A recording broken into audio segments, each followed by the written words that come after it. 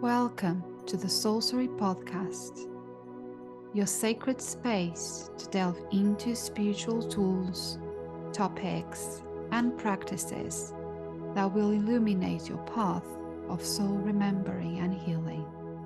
I'm your host, Ligia Costa, a soul guide, alchemist, soul writing coach, and the creator of the Trust Pathway. I'm deeply grateful to have you here with me.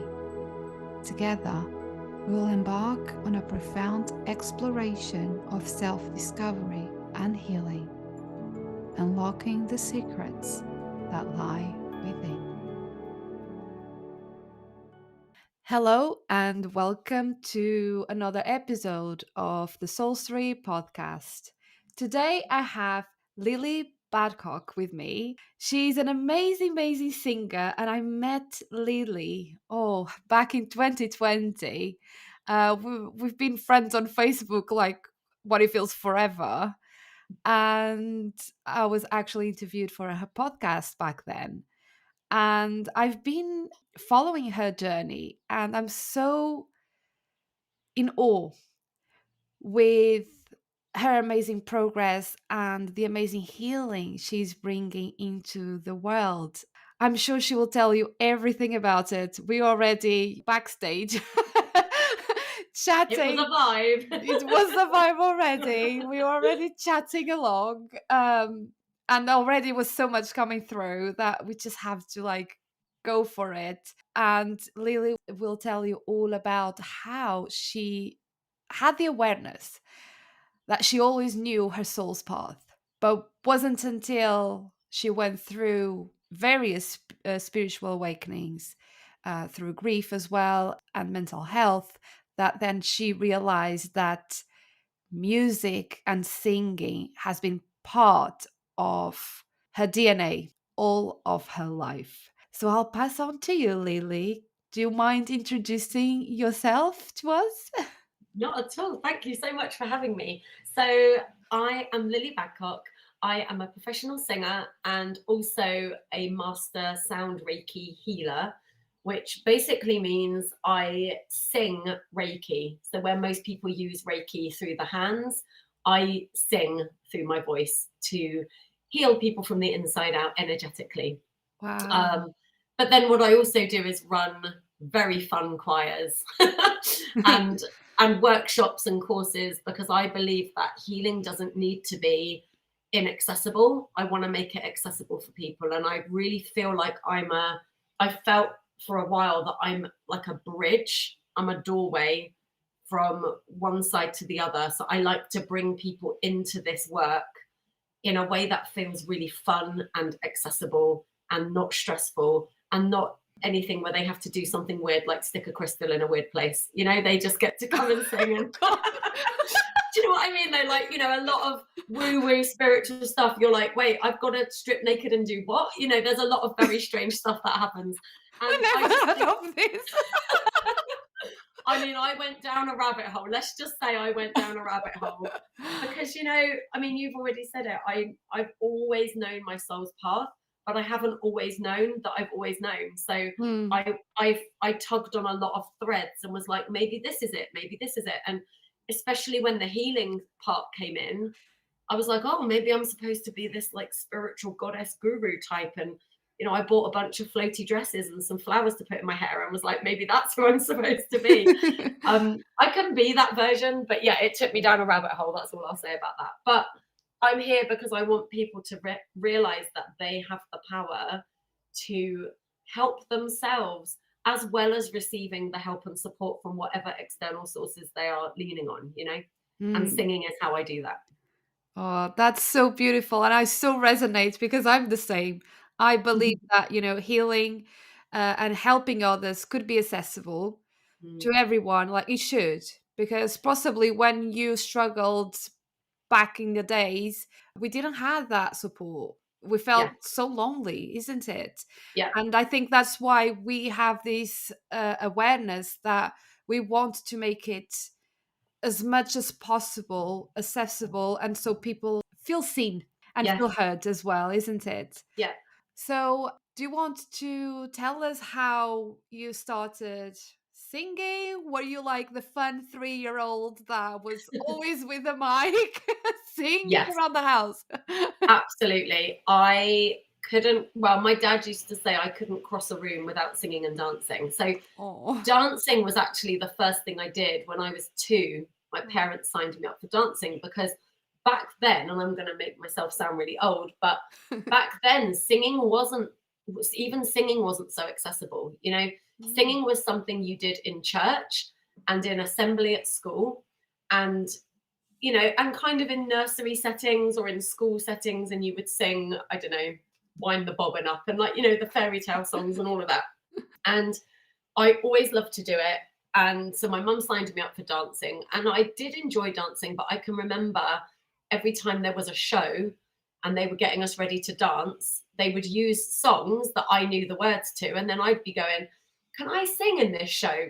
I don't Oh, want to do the dance. I just want to stand and sing. And they'd be like, no, because this is a dance school. So you have to dance. And I'd be like, oh, so even back then, and I was 2 years old when I joined that. And I can remember wow.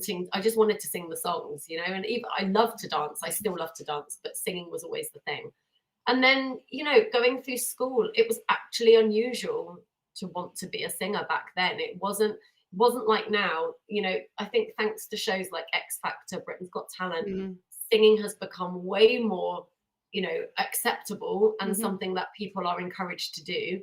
And so that has led to a whole springing up of tons of choirs and groups and performing arts schools and all the things. And that just wasn't available, as accessible, I should say, went back then. Mhm. Um, so I kind of felt a bit odd. I did feel a bit odd, but I managed to find some friends, of course, because this is how it works, who loved to sing and dance as much as me. And we used to put little shows on. I can remember in senior school, we used to make the first years sit down in their break and watch us. And we would sing and dance to take that routines and be like, watch us, like, look what we can do. And then That's obviously fun. the usual stuff as well. Like, I would make all my family sit down and watch me perform any Christmas, birthday. There is a video of me age 15. This is hilarious. I invited my friends over for my 15th party, and then I made them sit on my sofa and watch me while I performed Bohemian Rhapsody.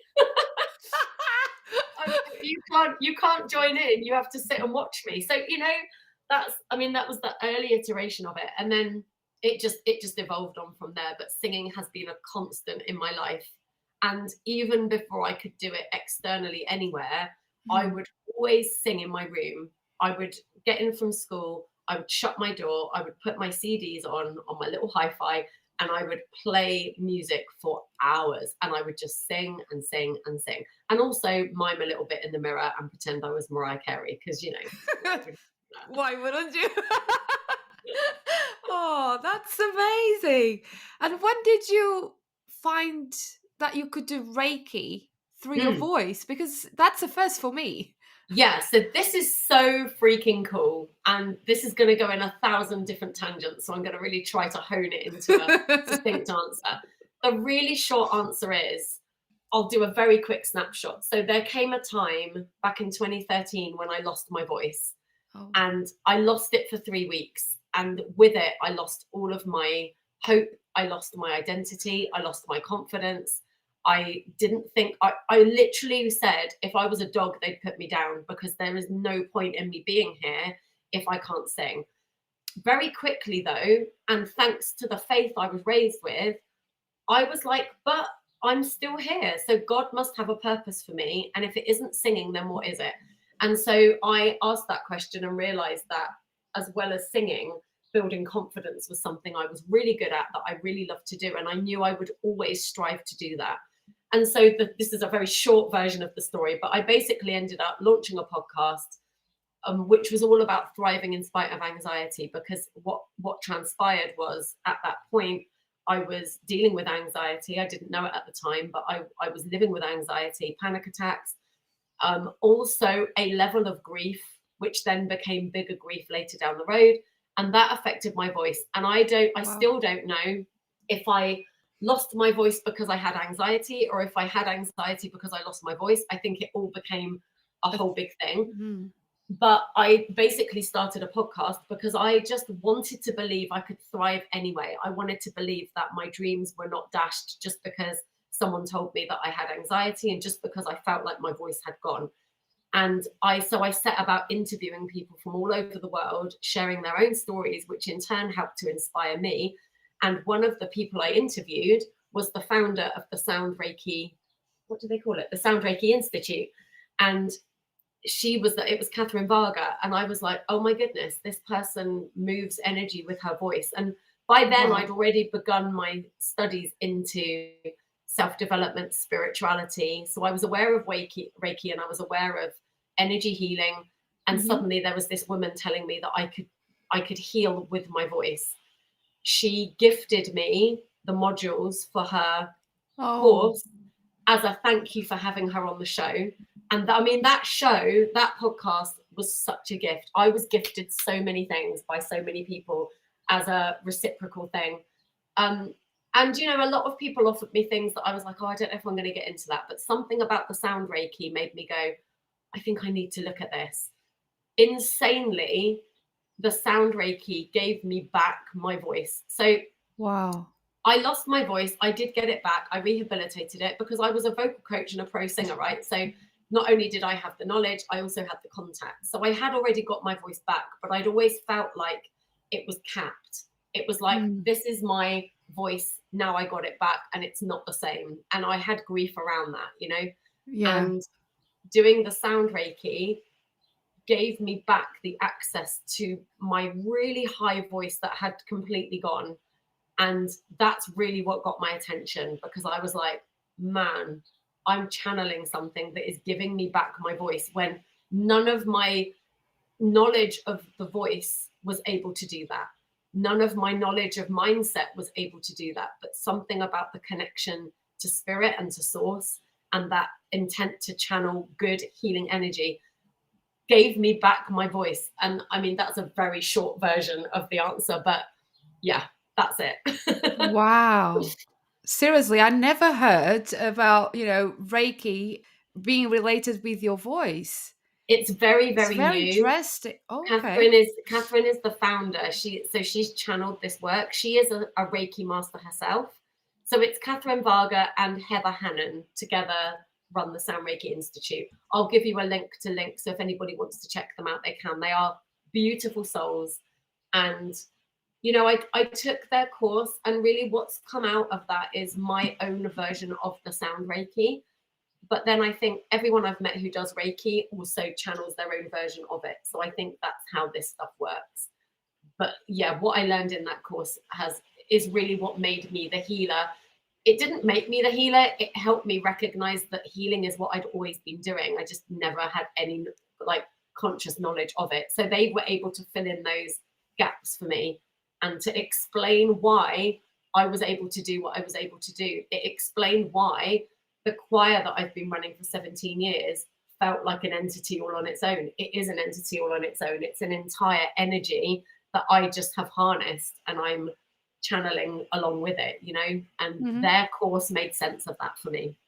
That's amazing. And the thing that I'm getting is, and that's why I always say, and I keep saying on my podcast, on my courses, things happen for us, not to us. And what I'm 100%. getting Yeah. here is like, if it wasn't for you losing your voice, Yeah. you wouldn't have created a podcast, you wouldn't Yeah. have met this Yeah. guest, you wouldn't have been given the access to the modules, Yeah. and you wouldn't have found your purpose.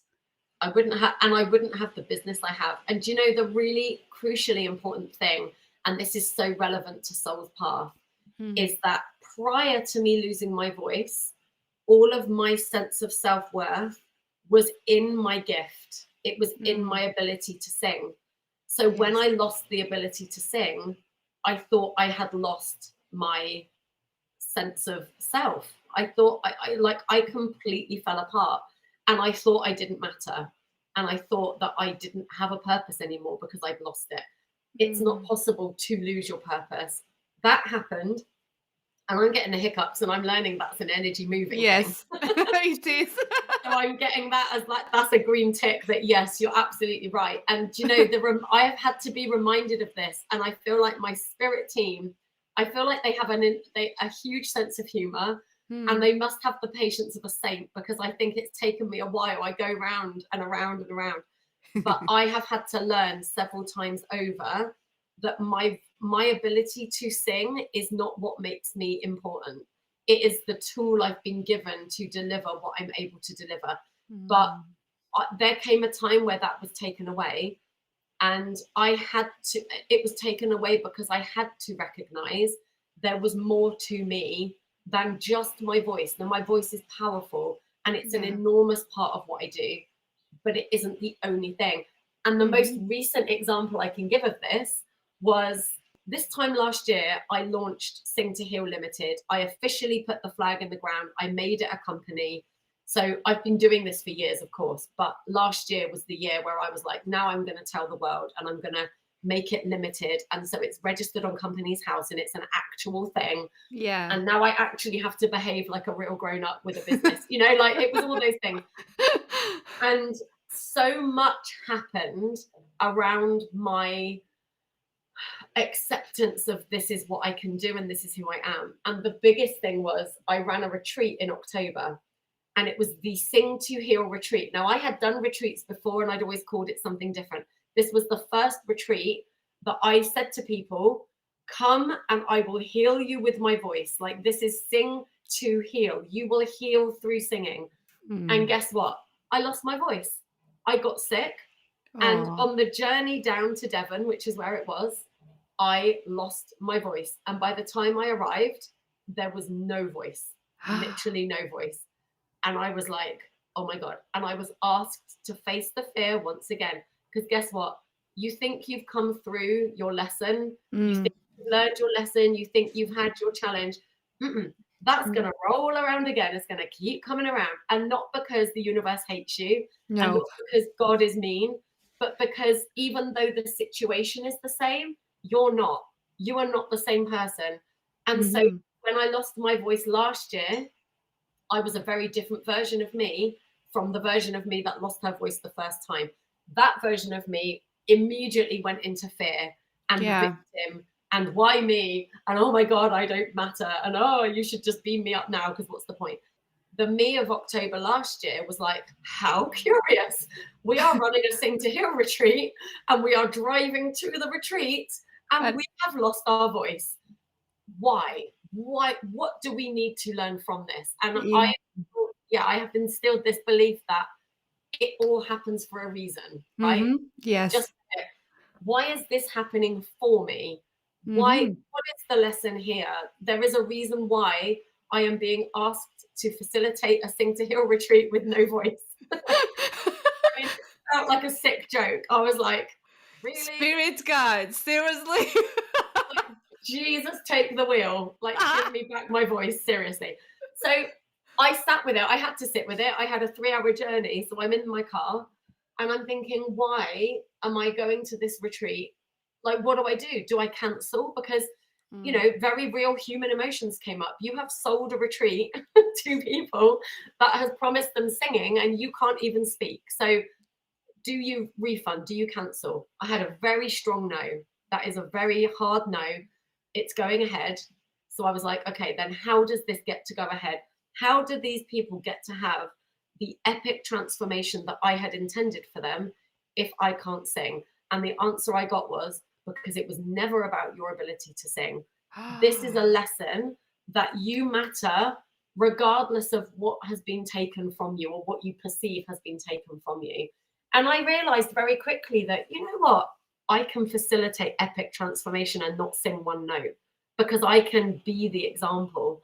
And do you know what? One of the Mhm. ladies that came because she was dealing with grief, because she couldn't do something she had always loved to do. That she had one thing in her life that was her go to thing, and because of an injury and because of illness, she no longer could do that thing. And she was in exactly the same place as I was when I lost my voice. What's Mm. the point of my life? If I can't do this thing, what's the point? Who So am I? Yeah. Who am I? So me losing my voice was I was able to embody what I needed her to see, that you have a reason to be alive, even if it isn't what you think, you know? And, you know, I lip synced to Jennifer Hudson like a boss. And it gave them the opportunity to sing. I very, very strongly got the message. This is not about you being the singer this weekend. They get to be the singers. You can Hmm. still facilitate that. You need to shut up and let other people be heard. And it was like, I've got it.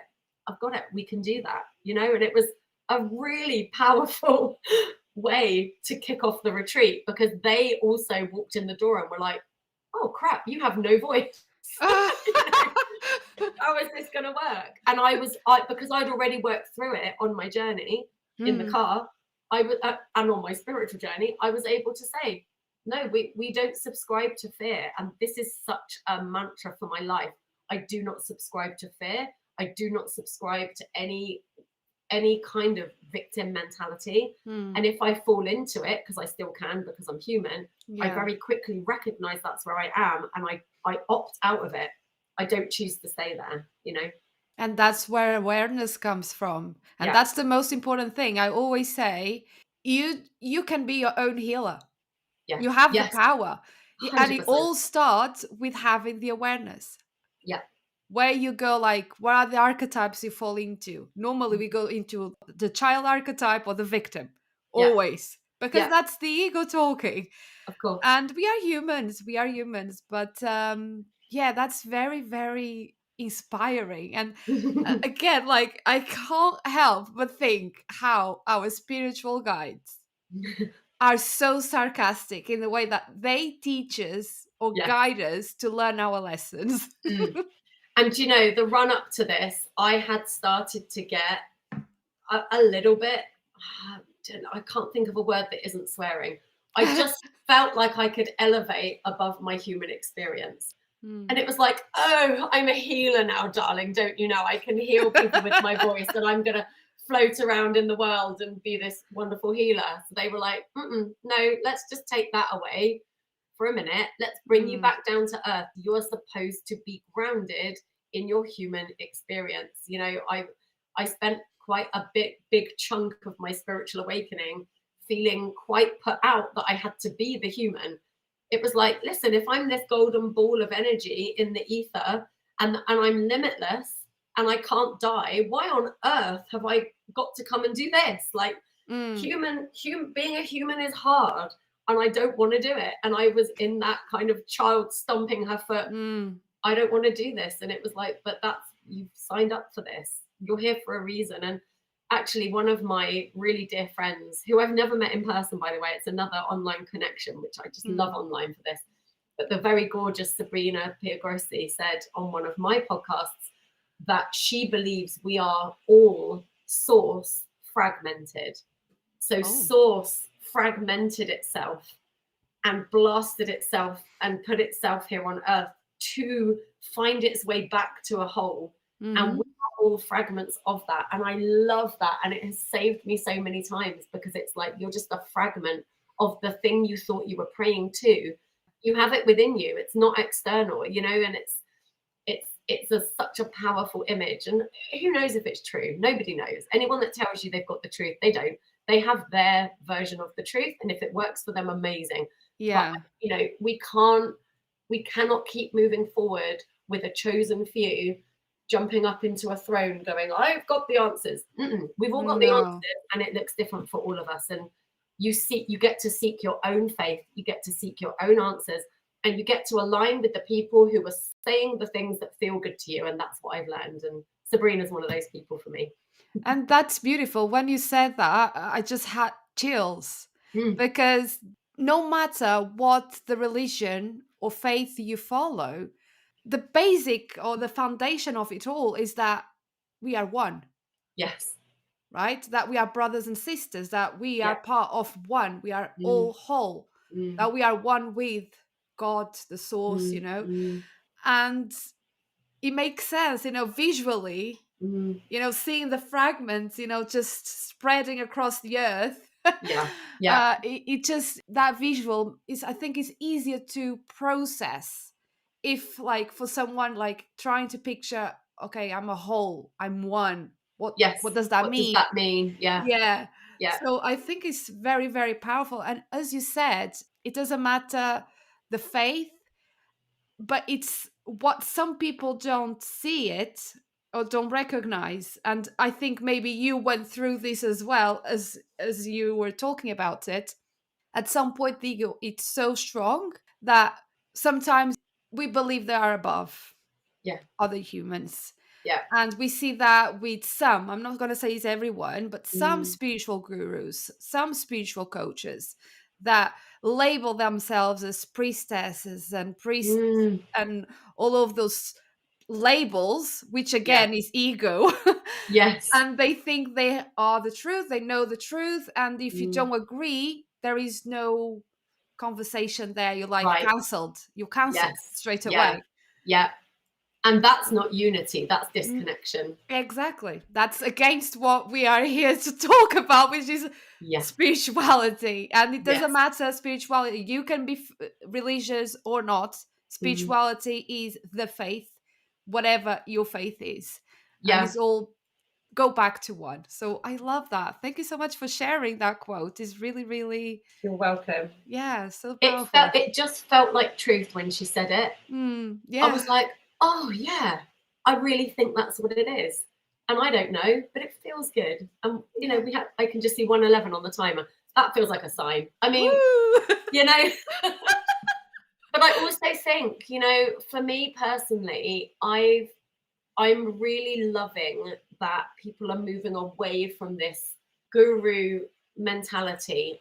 In Mm, other words, this idea that one person has an answer and then 1,000 people have to sit and listen. mhm, Because how I feel is I can be a guru in certain situations. Ask me to speak on singing to heal. And yes, I'll be the guru. That's my area of expertise. Am I the only one? Hell no. yeah. Don't go thinking you're special, like you're one of a pack. I'm one of a collective that have been called Mm, to work in this way. But for example, there are lots of things that go into that on which I am not the authority. So for mm, example, breath work is becoming very popular. Well, mm, breath work blends beautifully with singing.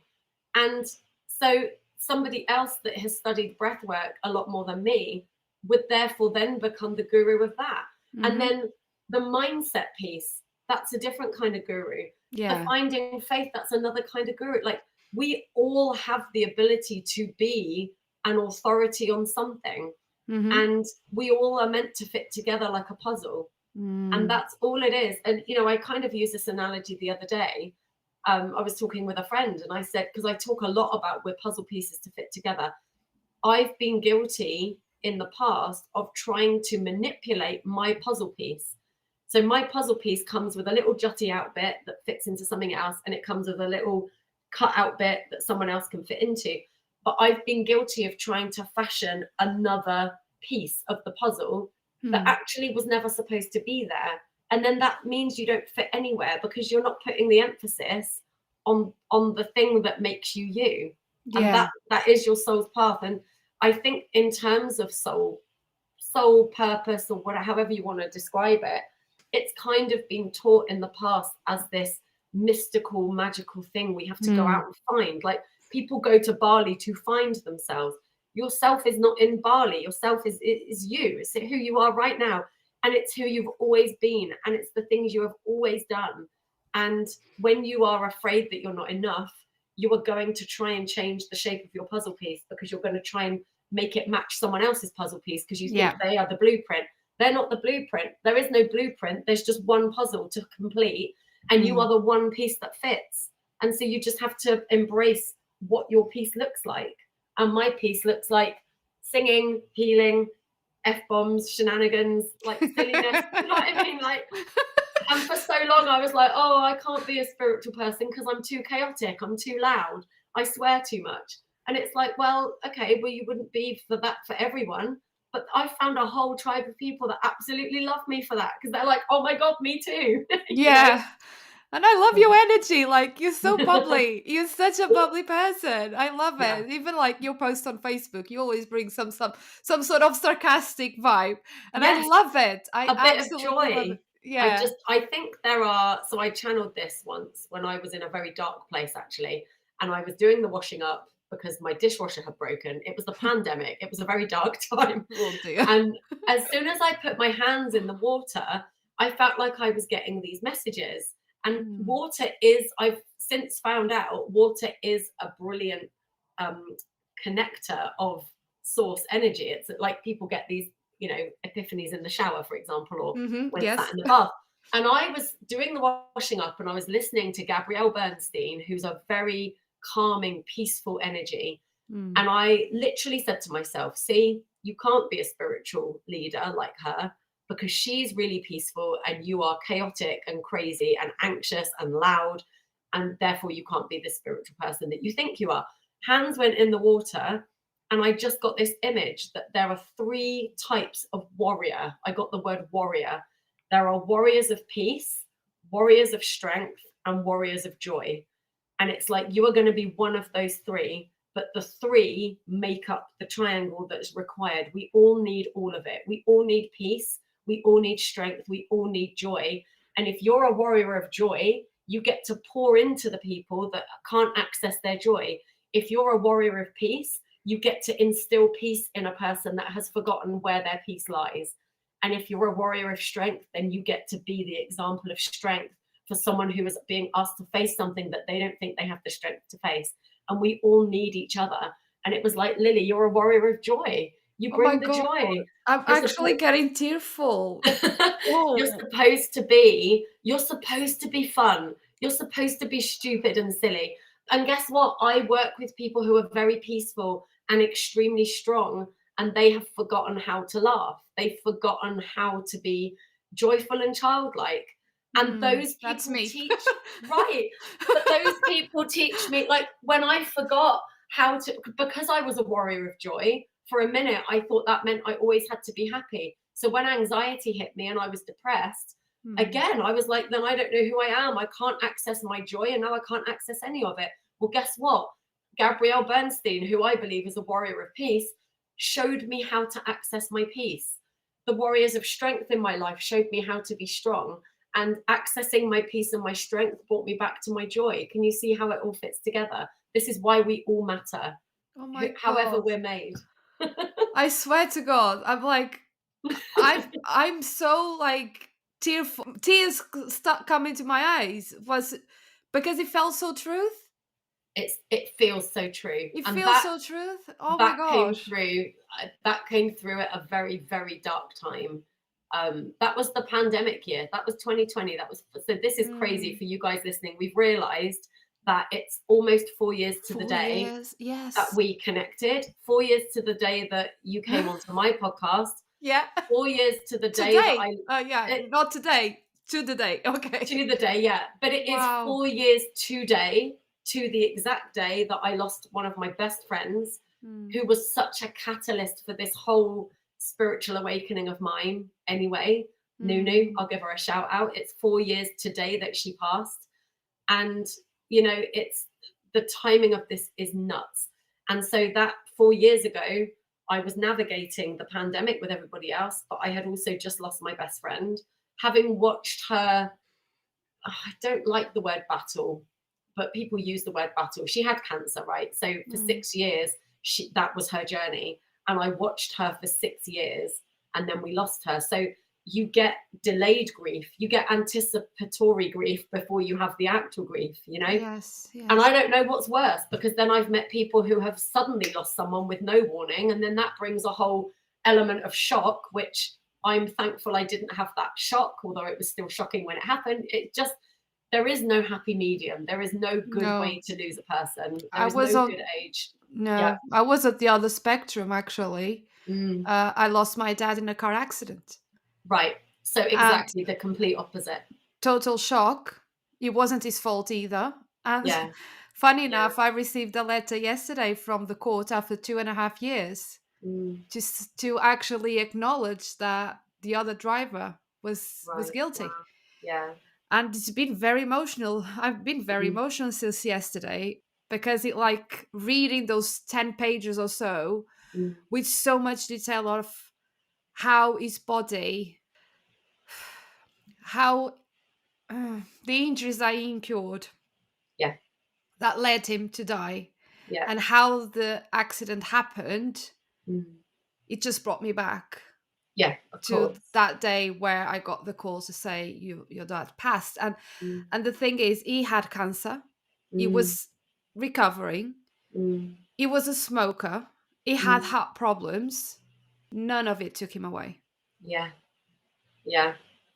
You know what I mean? Like, Mm, and then you go through that void mm, that you probably, you went through, even though you were anticipating.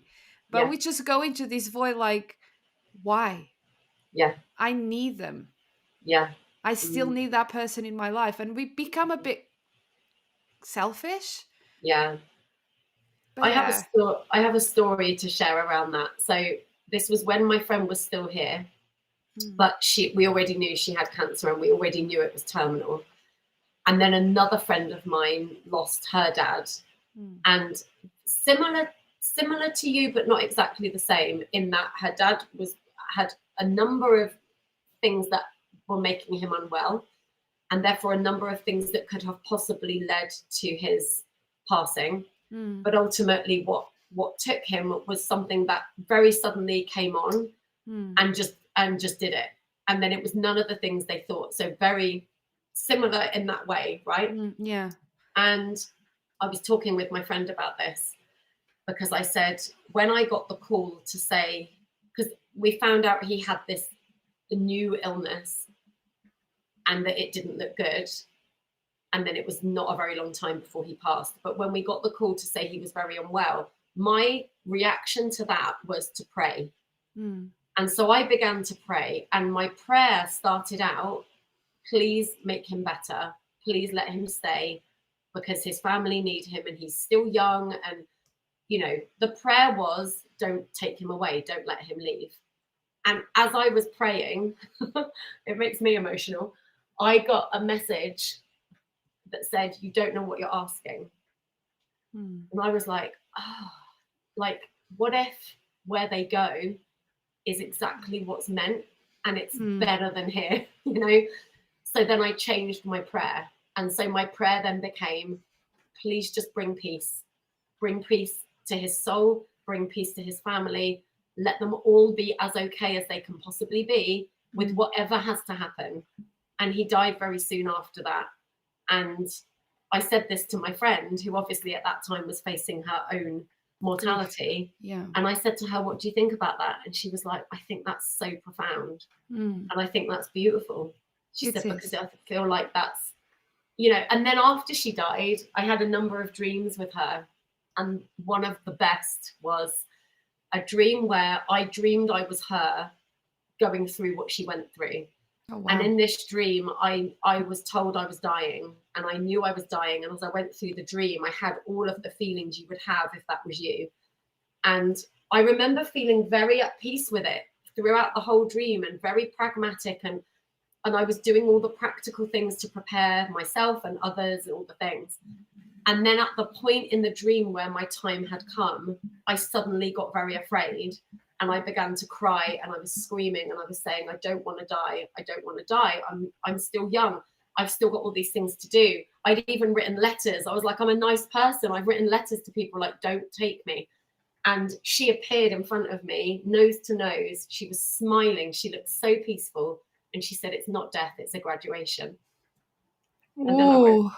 and then I woke up and I was like, oh my God, Mm, I just know wherever they go, it's a graduation from where we are here. mm, And it's because whatever they were supposed to complete was completed. And we can't perceive that as humans. It feels unfair because they're young and they're not done. And we mm. can see a whole ton of things that they would be choosing to do if they were still here. But I just feel like I know. And I don't know. I said it earlier. Nobody knows. If what I'm saying doesn't resonate with anyone here, you don't need to take it. But if it helps you, then this, it's for you, right? Because this is how I navigate my life without my friend. Yeah. You have to choose the beliefs that can allow you to Mm. continue to walk through your life when you're being asked to live when someone else isn't, you know? And that's the choice we're all given to make. Wow. My God, graduation. Yeah. That brought tears again. Yeah. And yeah, it's like, I think if you are on this path like me and Lily are, we do have this awareness from a conscious level that we have soul contracts and our soul already chose how we're going to live, the relationships we're going to encounter, the illnesses that we're going to encounter, and how we're going to die. Because that's how we learn the karmic lessons. That's how we balance our karma from our lives. And on a conscious level, makes sense, and we know that. But when we are going through a process of loss, even though we are aware that's how it is, oh, it's hard because we are humans. Of course. And there is nothing to take away the feeling of grief. But Yeah. there is nothing I would want to take away the feeling of grief, because Mm. grief is the It's measure of love. love. It's love. It's love. And without the grief, you don't have the love. Without the grief, you don't have that connection. And I Mm. think for me, it's just been about learning to walk alongside the grief so it doesn't hinder the life you are supposed to live. And I'm going to add something to what you just said. You were saying about the soul contract, and it chooses, you know, how we live, how we die, you know, and everything that we do. And I believe that's true. But from the experience I had with my friend, it wasn't just her that her life impacted. It was Mm. everyone she left behind. Yeah. We are who we are because we knew her. There's a song in the musical Wicked called For Good. I don't know if you know the musical. No. And it's such a beautiful song, and it's literally the lyric goes, because I knew you, I have been changed for good. And that's how Oh. it works. Like we everything we do in our life, and Mm-hmm. even how we die, impacts the people that are left, and Yeah. that then dictates how they live their life. I would not be doing what I'm doing, If I it don't wasn't, believe, yeah. if it wasn't for the situation with my friend. I don't believe I would. I do believe I would be singing because I've always sung. I don't believe I would have the depth of understanding around why I sing and why I help others to sing. I just don't believe I would, because I wouldn't have had a reason to dig into that. Mm-hmm. I was asked to dig into that because I lost my best friend and it hurt. And I had to find a reason. I had to find a reason why she had to go at her young age of 37. There had to be a reason that I could latch onto. Mm. And the message I received from her the day she died, 4 years to the day, right now, today, in fact, it could even be to the time, because it would have been, yeah, not long after I would have had that shower where I had that message. And the message I got from her was basically that we are still everything we were when she was here. The only thing that is gone is the human form, Mm. but we walk together to create what it is we were always supposed to create. And she is walking on that side of the veil, and I am doing on this side of the veil. I still have access to the humans that she doesn't have access to. So she works through me and Mm-hmm. into me so that it can continue. And this is how it works. And this is, again, comes back to, we are all part of One. Yeah. one fabric, one big network. And that helps me move through my life. And of course, there are still days where I want to text her. Like my husband said something ridiculous the other day that just made me howl with laughter. And we used to keep notes on our phones of stupid things my husband said, because he says some really stupid stuff. She was the first person I wanted to text, and I was like, I'm just gutted a human missed it. But I'm like, well, she hasn't missed it. She's heard it. I know she's laughing wherever she is. And so I ridiculed him anyway, like we always would have done together. And yes, I wrote it in my phone, and then I shared it with all of our other friends because it would make them laugh as well. Oh. He says stupid stuff that makes us all laugh. But, so that you still have those moments, but then those are moments of connection. It's all perception. Is Yeah. that a moment going to stop you in your tracks and derail you? Or is that a moment where you just get to put your hand on your heart, take a deep breath and go, thank God I knew that person? Thank God they were mine. Mm. They still get to be. Oh, bless you, darling. And I totally resonate with you saying that grief lead us into going deeper into finding ourselves. One thing that I found when I lost my dad, I went through a dark night of the soul. And that is because, at least it was my case, is that we not only lose the person, we lose part of ourselves, of our identity Yeah. as well. So, Mm. for instance, in my case, I lost the identity of being a daughter. Mm. And possibly in your case, was like, who am I without this friend? Yeah. And because there is this part missing, it kind of catapults us to go into this, who am I, and Mm. asking these questions and searching for the purpose or the meaning in our lives, searching for who we truly are on our essence. And that's why so many people, both of us included, we went through these spiritual awakenings and start embracing more our path, because we are faced with mortality and we're Mm. like, okay, I lost that person, and one day could be me. What is the Mhm. legacy that I want to leave behind? Yeah. Yeah. Isn't it? and Mm. and possibly what I found through your story, that I also feel like is very similar in some ways, because of, it's grief, and Mm. grief is hard and always be here, we're gonna always miss them. But yeah, we kind of then have to latch on something, in the sense of finding who we are, Mm. and the gift that it was Yeah. to have met that people, to have been part of their lives, and them being part of our lives, as well Mhm. as the love that we find through grief. Yeah. Because grief is love that has no place to go. Yes. Yeah.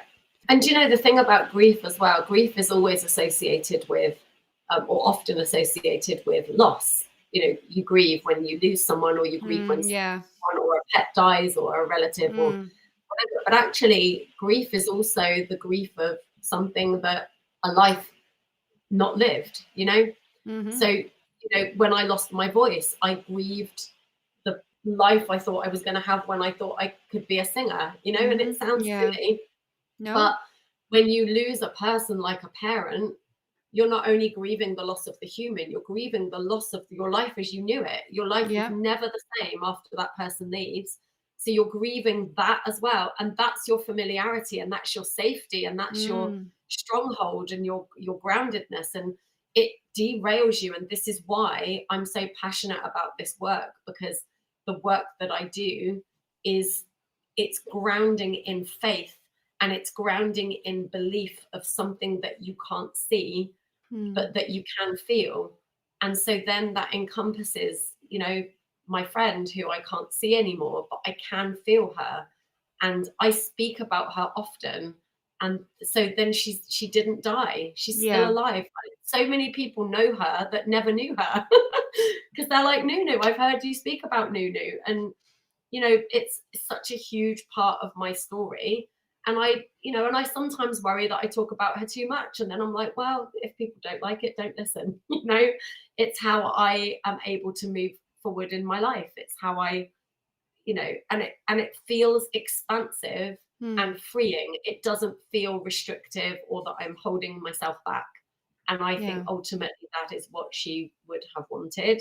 It's what I would want if it was me that was going to go. I would want people to, oh my God, this life is an amazing life. It can be an incredible life. Please don't let your life pass you by, focusing on what could have been, what you don't, and what you no longer have.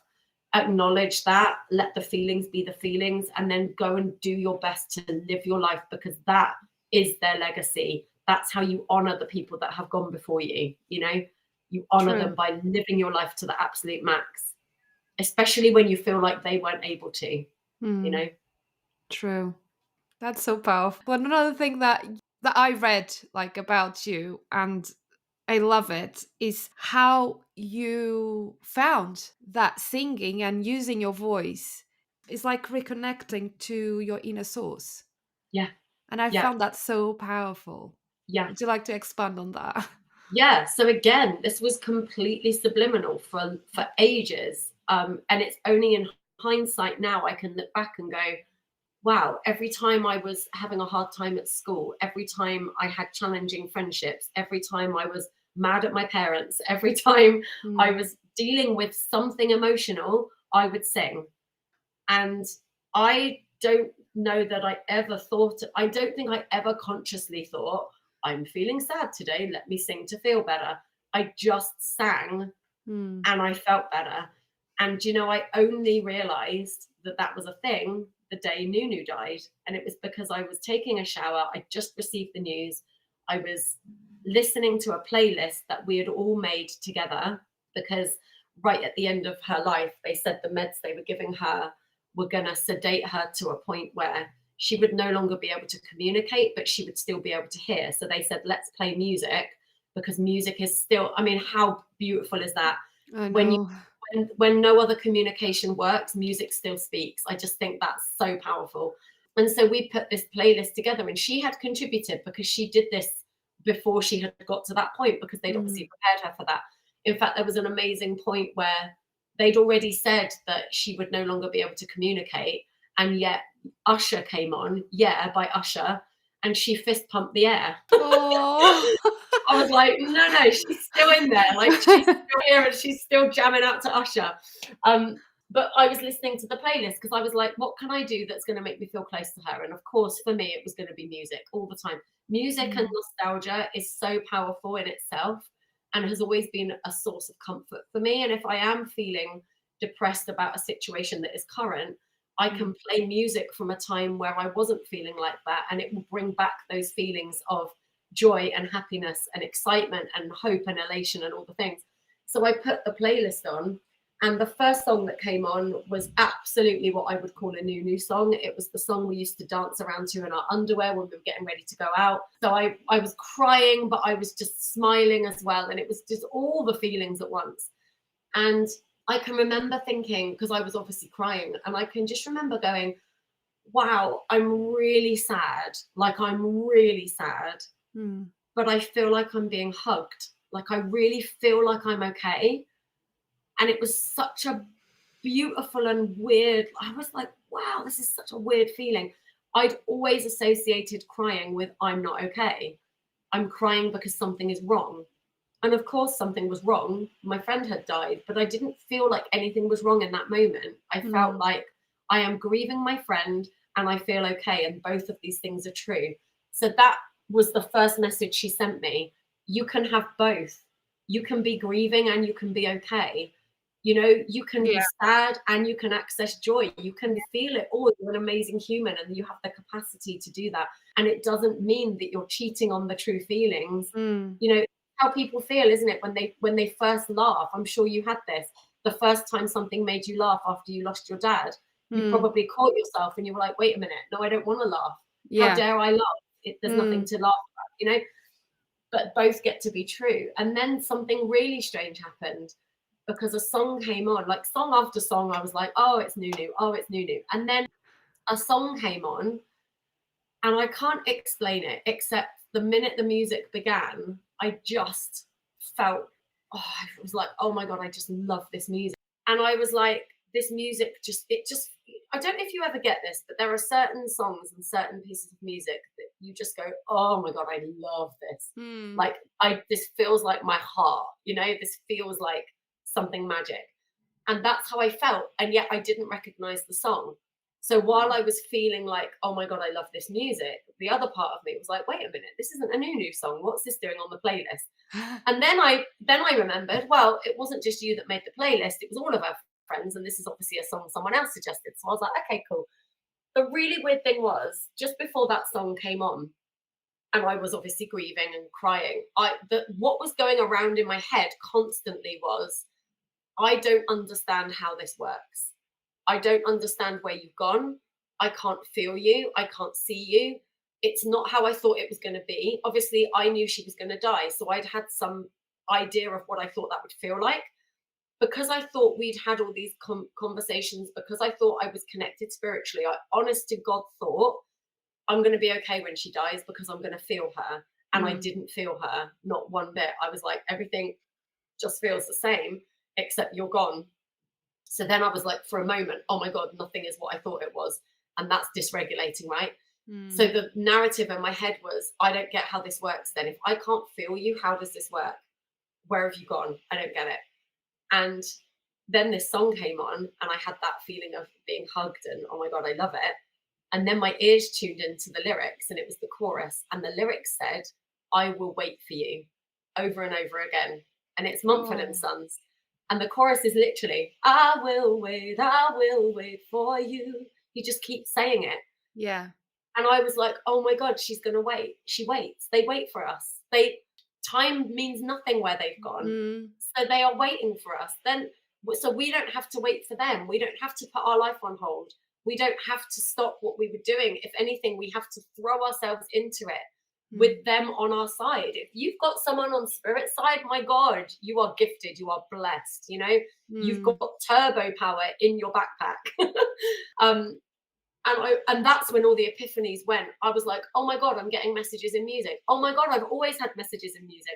Oh my Yeah. God, I've always expressed how I feel through music. And it was like bam, bam, bam. And it was like music has the power to heal you from the inside out. Music has the power to speak when you can't find the words. And then I jumped out of the shower dripping wet and ran to my journal, and I wrote in my dripping wet pages, and I channeled a message that was not me, that said something like music has the power to metamorphosize something or other. It was language I wouldn't even use. And I Mm. was like, oh my God, she's speaking through me. And then I laughed because I was like, well, I was telling her off for not showing up, and now she's here, clearly. That's when a giant bee flew in, which is why bees are my spirit sign for her. And a canvas blew off the wall that said love forever on it. And I was like, okay, I get it. You're here. Like, I'll chill. The best bit about this story is later that day, we went on our COVID walk because we were all in lockdown. And I'm telling my husband all of this, and he is not a spiritual person Yeah. at all. So he's like, I can't even take the piss today because she's sad. So I have to just let her say what she wants to say. But he was like, okay. He was like, well, I don't, I'm not into that stuff, but whatever. As we turned the corner, I'm not lying, there was a car parked on the curb, and the number plate had new, NOO. And I went, I'm sorry, but if that's not a sign that she is here, I don't want to hear it. I don't want to know. And he actually just shut up and was like, all right, that's a bit weird. I But had the same experience. Like my yes, husband, now he's more open to it because yes, obviously, they have to things be. happen. They can't you can't dismiss it. No, But there was this one time, and my dad as a person, like when he was alive, he was a very, very funny guy, yeah, and that carried on. Like he still is on the other side. yeah, So the spirit sign that I have from him is a horse right, because shortly after he passed away, horses stopped coming up, coming up, coming up. And I got the message like, strength is free now, he's free. And I had mm, this image of, do you know when the horses ride freely on a yes, beach? yes, That's what the image I got. I was like, okay, so now he's free, he's fine, he's fine. Anyway, so we went to a Portuguese shop in Cardiff, I would say a year or so after he passed. And whilst we were like shopping for food and stuff, there was this kind of meal that was there was like, oh, I remember my dad cooking this when I was young, and that brought a lot of like emotions. It's like, oh my gosh, I miss that so much. I don't know how to cook that. I have to learn because it's a very African dish. And he right, used, like, we are Portuguese, but he lived in Africa for a mm, while in okay, An- in Angola. So you learn all those dishes and stuff. So he used to make that for us. So I learned that, and I was talking to my husband, and then we glanced, and there was this like box of wine bottles with a horse in it. I was like, okay, let's. Normally for me, it's like 3 times sign. yes, It's a message. yes, As we are walking to exit the shop, there were like 3 or 4 guys outside smoking. They were a bit drunk, some of them. And I'm trying to get out, and there is this guy that is just right in front of me, and I couldn't move, like I couldn't get out. mm, And his friend just touched him on the arm and said, "Fernando, get out of the way. People are trying to get out." I was like, "Okay, that's weird. That's my dad's name." Okay. And then we went into the car. We were driving. And I was like, oh, that was so weird. I was talking to my husband about this, and it was like very skeptical, like Mm. very open, not judgmental at all, but like, yeah, Yes. just, it's Yeah. nothing. And then we stopped traffic lights, and I look, and I was like thinking about this. Was it him? Was it not? The Fernando thing, I didn't hear that name. I mean, I'm not in Portugal anymore, so I don't get to hear that name very often. Mhm. And then we stopped in the traffic lights, and I look, and there is this bus stop with this huge Lloyd's Bank, marketing billboard Yeah. with horses running. Mhm. And then it said, always by your side. Oh. And I was like, okay. And then I told my husband, do you see that? Do Mm. you think? Do you think it's him? But I still that there is like that doubt, we kind of know, but Yeah. we kind of want more. Yes. Yeah. So we carried on driving, and there was traffic everywhere in Cardiff. We stopped in the middle of traffic. We are stopped there. And all Mhm. of a sudden, boom, a car behind us just it bumped into ours. Mhm. My daughter started crying. It wasn't like a Mm. huge bump, but my daughter started crying. And then my husband gets out of the car to check if there was damage in the car, Yeah. and he starts hearing Portuguese. Mhm.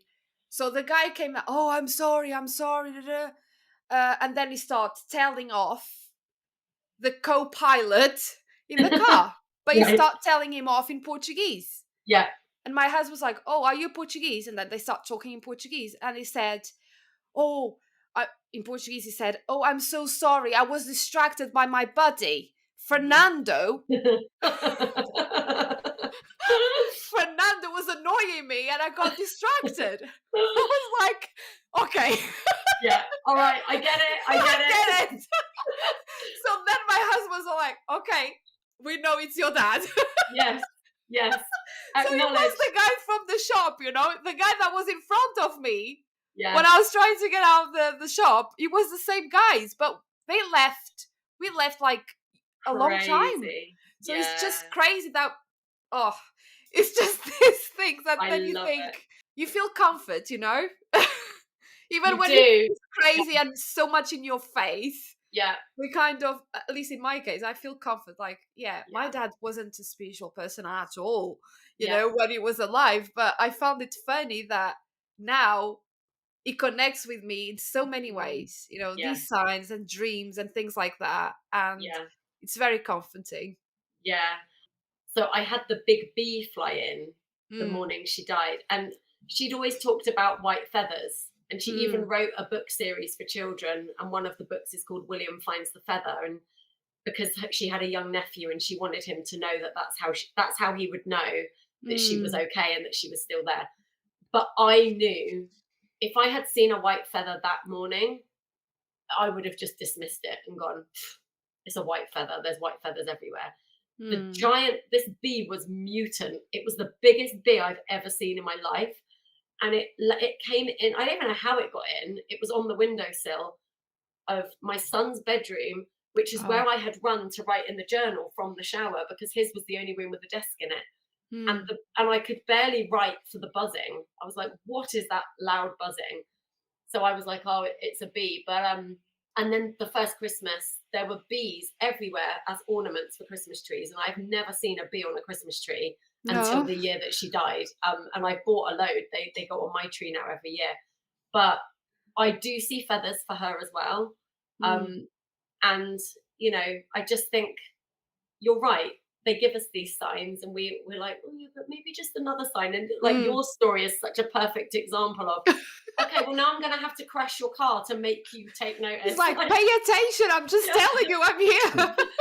like for God's sake, wasn't enough to put the giant Fernando man in your way.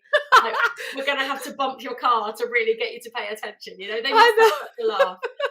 It must be like I always imagine it. It must be like a computer game, like The Sims. What was that game where you just had your own family? Do you know what Yeah. I mean? And they're like, oh, like let's crash that. Yeah, come on. Like just like raise some hell for them. Like, how fun, how hilarious is this, It was so hilarious. And then when I told my kids, they were like, Yeah, yeah, gobsmacked. They yeah, know all about these signs and all of these things that mummy, like now they pay attention, even the yeah, numbers, yeah, all of these things, they now pay attention. But when I yeah, told them, because they weren't with us, it was just my daughter, they're like, no way. I was like, yes way. Like yeah. that's how it happened.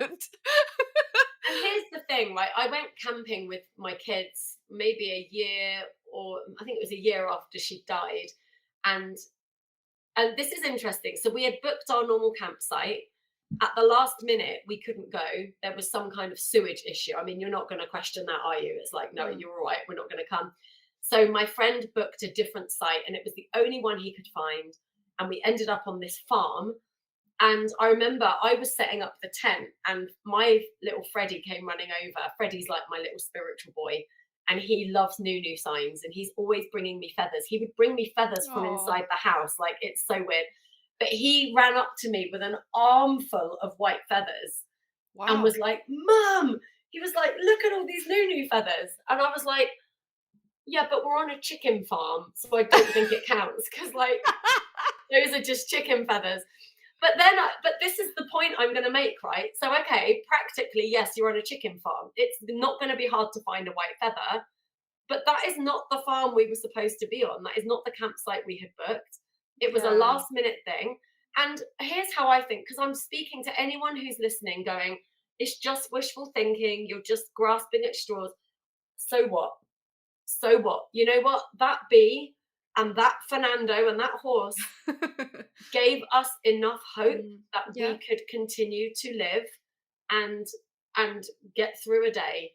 If I die and I find out that this is all a load of rubbish, I think I'm going to be okay with it, because it meant I lived my life and I Yeah. feel okay about what's happened. I've found peace with it.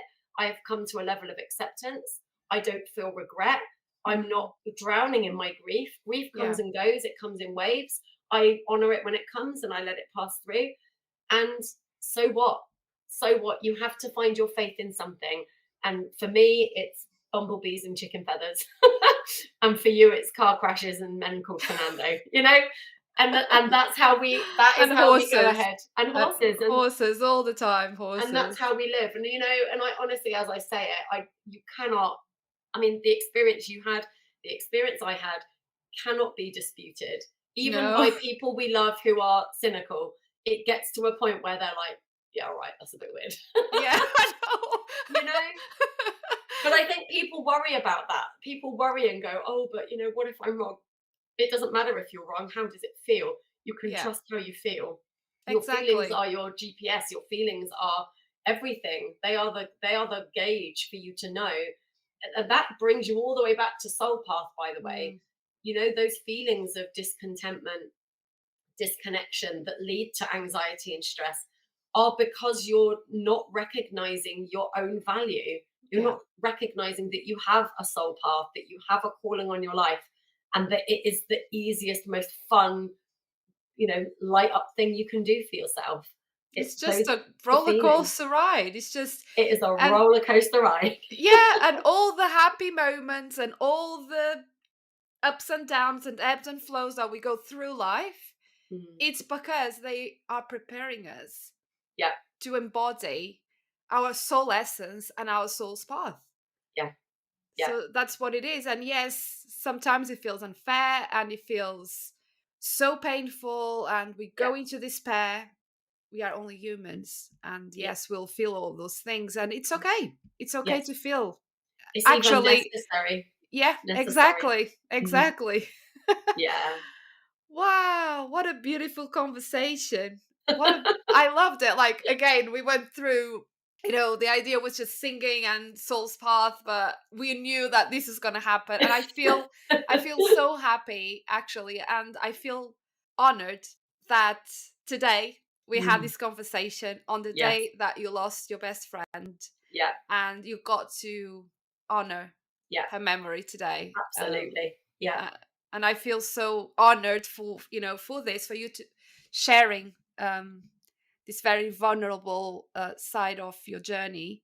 Mm, But again, it just took you to places that possibly you will never go, Yes. and to find your soul's path and embrace the singing not just as a hobby and the thing Mm, like kids love doing and then they grow out of it. mm, Actually, it's part of your DNA, it's part of who you are, yes. and it's your medicine. It's It's my your medicine. medicine to the It world. really is. And it's absolutely what I am here to Mm, do and to facilitate for others to do as well. And I'm so lucky that I get to do it in the way that I do. I've got the mm. choir that I ran for 17 years, but I started a second choir last year that literally was a pop up choir in a coffee shop. We just Really? Yeah, just turned up. I was like, I don't want anything to feel hard. I'm just going to rock up with a song each week, different song every week. Anyone can come, any ability, any age. I've had grannies come to that. Our youngest member is only, I think she's 3 months old. She comes with Oh. her mum. People bring their dogs and everyone in between. And it's never about how good are you at singing. It's never Mm, about can you hit the notes. It's always about the message. And actually, as it's evolved, I now channel the song we're supposed to sing every week. I pick it the night before or even on the day itself. I just drop in and go, what's the song we're supposed to sing today? mm. And every single time without fail, more than one person, if not everyone there, reads the lyrics and goes, oh my God, this is for me. This is a message I needed to hear. This is an emotion I needed to express. This is a sentence I needed to say. In some way, shape, or form, it Mm. facilitates healing for them. And it's never about how well those notes come out of their mouth. And it's become such an amazing part of my week. And I love it. And I want to do more. I'm thinking about going on tour. I want a tour bus and I want to tour around and bring coffee, cake, and choir to all the places. Oh, it'll be amazing. You could come to Wales. I could come to Wales. That's my dream. It would just be a dream. And then it got ridiculous because this is how my brain works. But I was like, it could be a bus that people get on, and then we all drive around and sing in the bus. Oh, just And like a then movie. it's like a movie. Like you jump on, you have some coffee or some tea, sing some songs, jump off, jump on the bus, transform yourself, feel epic, get off, live your life, be amazing, and be healed. Love Ah, that. and who Lily's knows? Who singing knows? healing bus. Who Oh, knows? I need a double-decker bus and I need Cliff Richard. That's what I need. And then I can make it happen. totally possible. Just Totally hold on possible. to the vision, and I'm sure Yes. everything from now on will lead to that. If anyone listening has a bus that we can drive around, Wales is the first stop. I'm only in Salisbury. You're not even that far away. Really? We need Oh, to make okay. that happen. We need to I make thought that you were happen. like London. No, it depends where in Wales you are. It can be, Cardiff. Cardiff. yeah, yeah. So Cardiff, I don't think it's that's not so far. There's definitely Okay. further places. We can definitely get there in a bus. Yes. We just need a bus. Yes.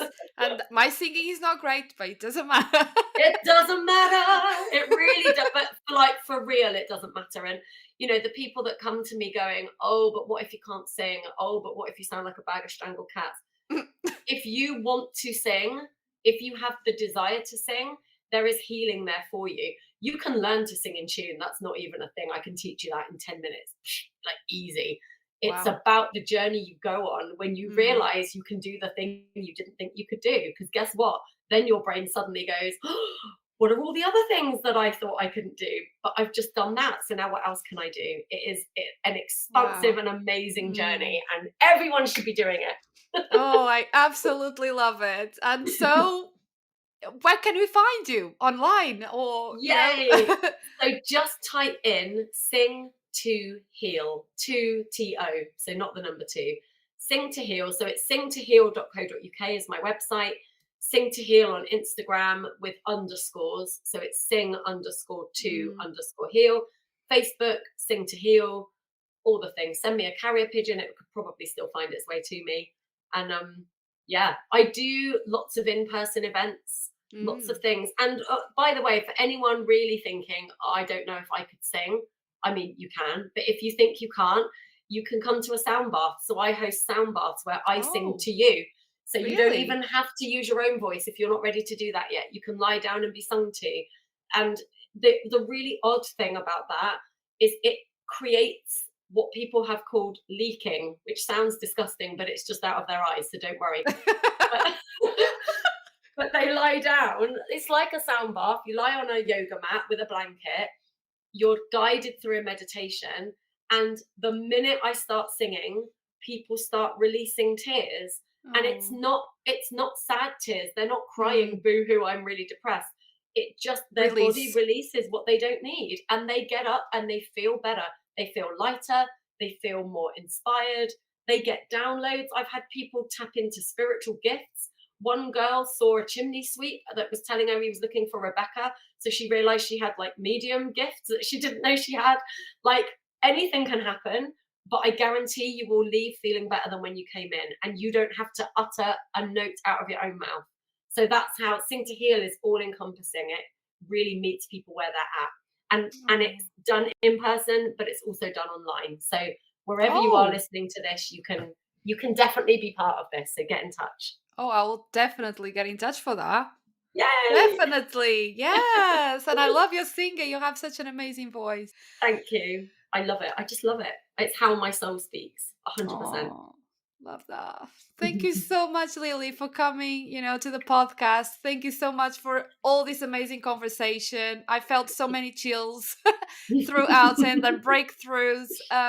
All Lily's links will be on the show notes of the podcast, so you can follow her or, just go into her singing classes, sound bath classes, all of the things, Yes, retreats, all of the things, all the things. even if she can't sing, she will be she will be there. You best believe I'm showing up anyway. We're gonna make it work somehow. See, born blagger. This is the thing. I've always thought being a blagger was a bad thing, but it's actually a gift. I have the ability to think quickly on my feet and go, okay, what do we do in this situation without panicking? So that's the things you're telling yourself that make you wrong are the Mm, things that make you you. And that comes exactly. back to the puzzle piece thing. You have to just learn to celebrate it and then go on with your bad self. So yeah, do Oh, all I the things. love that. I love that. Thank you so much. I absolutely love this conversation. Thank you, my love. Thank you for having me. It's been an absolute joy.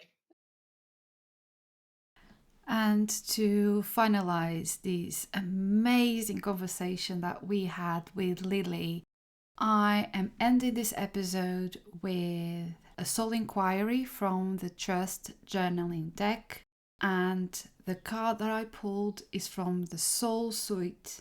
And it goes, how can I surrender when I don't know what will happen? How can I surrender when I don't know what will happen? And the affirmation is, I trust the timing of my journey. Thank you so much for listening to this episode, and I will see you on the next one. Thank you for listening to the Sorcery Podcast and for holding space for this conversation. It is truly magical to be able to walk with you on this journey of soul healing and inner transformation. If you resonated with this episode and found it valuable, I would be grateful if you could leave a review on iTunes. Your feedback helps me reach more souls searching for guidance and healing. For more guidance and soul wisdom to support soul awakening women through the journey of alchemy, please visit my website www.lijacosta.co.uk. Love and healing to all. See you on the next one.